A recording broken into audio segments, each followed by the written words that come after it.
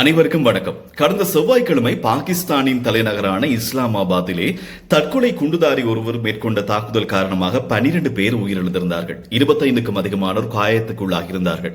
இந்த 10 ஆண்டு கால பகுதிகளிலே பாகிஸ்தானின் தலைநகர் இஸ்லாமாபாத்தில் பொதுமக்கள் இருக்கக்கூடிய இடத்தில், அதாவது பொதுமக்களை இலக்கு வைத்து மேற்கொள்ளப்பட்ட ஒரு தாக்குதலாக இந்த தாக்குதல் மாறியிருக்கின்றது. பாகிஸ்தான் அரசாங்கத்தினுடைய சில அமைச்சர்கள் மற்றும் பாகிஸ்தானினுடைய அரசாங்கத்தினுடைய உறுப்பினர்கள் சிலர் கூறுகின்றார்கள், இந்த தாக்குதலுக்கு முக்கியமான காரணம் ஆப்கானிஸ்தானினுடைய தலிபான் அமைப்பு என்று கூறுகின்றார்கள். குறிப்பாக இந்த நாட்களில் ஆப்கானிஸ்தான் மற்றும் பாகிஸ்தானுக்கு இடையிலே எல்லை ரீதியிலே பல பிரச்சனைகள் உருவாகி வருகின்றன. பதற்ற சூழ்நிலை காணப்பட்டு வருகின்ற நேரத்திலே பாகிஸ்தான் இந்த கருத்தை வெளியிட்டிருக்கிறது.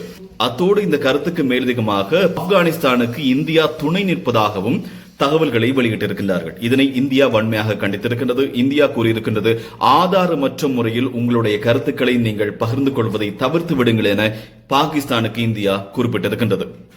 அண்மை காலமாக உங்களுக்கு தெரியும், அமெரிக்கா மற்றும் பாகிஸ்தான் ஆகிய 2 நாடுகளுக்கு இடையில் தலைவர்கள் சந்தித்துக் கொள்கின்றார்கள். குறிப்பாக டொனால்டு டிரம்ப் இந்தியாவுக்கும் பாகிஸ்தானுக்கும் இடையில் ஏற்பட்ட பதற்ற நிலை மற்றும் போரை நிறுத்துவதற்கு தான் துணை நின்றதாக தெரிவித்திருந்தார். இதனை பாகிஸ்தானினுடைய பிரதமரும் அவ்வாறே குறிப்பிட்டிருந்தார். டொனால்டு டிரம்ப் தீவிரமான முயற்சியில் ஈடுபட்டதால் தான் இந்த போர் நிறுத்தம் வந்தது என்று.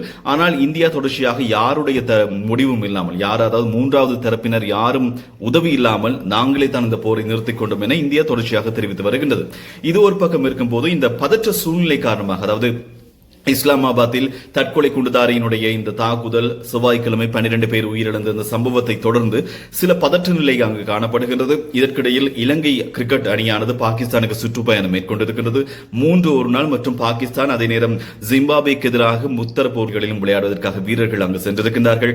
நேற்று அவர்கள் ஒரு அறிக்கையை வெளியிட்டிருந்தார்கள். அதாவது இந்த சூழ்நிலையில் ஒரு அமைதியற்ற, அதாவது ஒரு பதற்றமான சூழ்நிலையில் நாங்கள் இங்கு விளையாடுவதை தவிர்த்துவிட்டு நாட்டுக்கு திரும்ப விரும்புவதாக சில வீரர்கள் கூறியதாக தெரிவிக்கப்பட்டிருந்தது.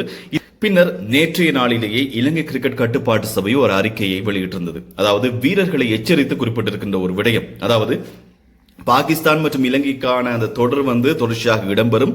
அந்த போட்டிகள் அத்தனையுமே தொடர்ச்சியாக இடம்பெறும். இந்த வீரர்கள் யாராவது நாட்டுக்கு வர விரும்பினால், அதாவது ஏனைய ஸ்டாஃப்ஸ் யாராவது நாட்டுக்கு வர விரும்புவார்களாக இருந்தால் அவர்களுக்கு மாற்றீடாக இங்கிருந்து ஒருவர் நிச்சயமாக அங்கு உடனடியாக அனுப்பப்படுவார்.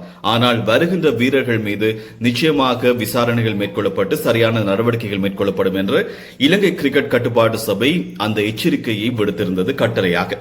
இப்பொழுது போட்டிகள் இடம்பெற போகின்றன. இன்று இடம்பெற இருந்த போட்டி தற்பொழுது நாளைய நாளுக்கு மாற்றப்பட்டிருக்கின்றது. ராவல்பிண்டியில் தான் இந்த போட்டிகள் அத்தனையும் இடம்பெறும் எனவும் தெரிவிக்கப்படுகின்றது.